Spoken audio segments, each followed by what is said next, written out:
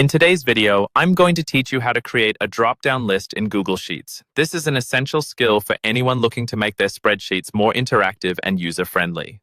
So whether you're organizing data or managing inventory, having drop-down lists can significantly streamline your workflow.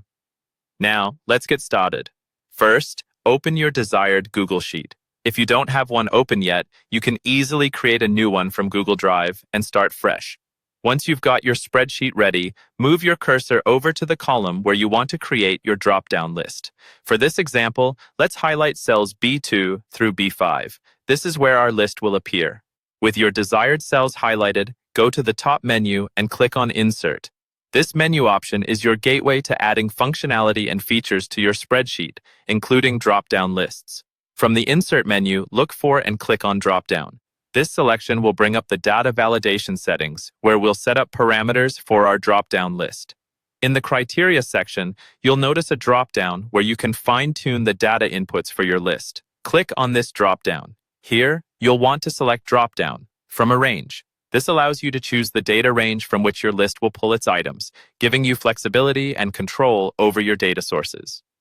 Next, click on the option labeled Select a Data Range. This action will open a dialog box where you can specify the range of cells that contain the data you want in your drop-down list. Let's say, for instance, you have a list of departments in cells A1 through A9. Highlight these cells to designate them as your data range. Now move your mouse and confirm your selection by clicking OK. At this stage, you're essentially linking the list to this range of cells, ensuring that any changes to the data source also reflect in the drop-down options. With that confirmed, go ahead and click Done. By doing so, you've effectively set up your drop-down list to pull from the specified range. To test it out, click on one of the employee names or items you want to make interactive. You should see the drop-down arrow appear next to the cells you initially highlighted, from B2 through B5.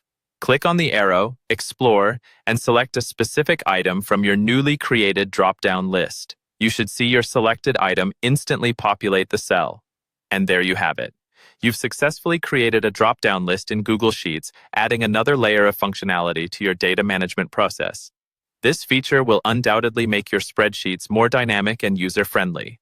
Feel free to explore utilizing different ranges and expand your lists to suit your needs. Thanks for tuning in, and happy spreadsheeting.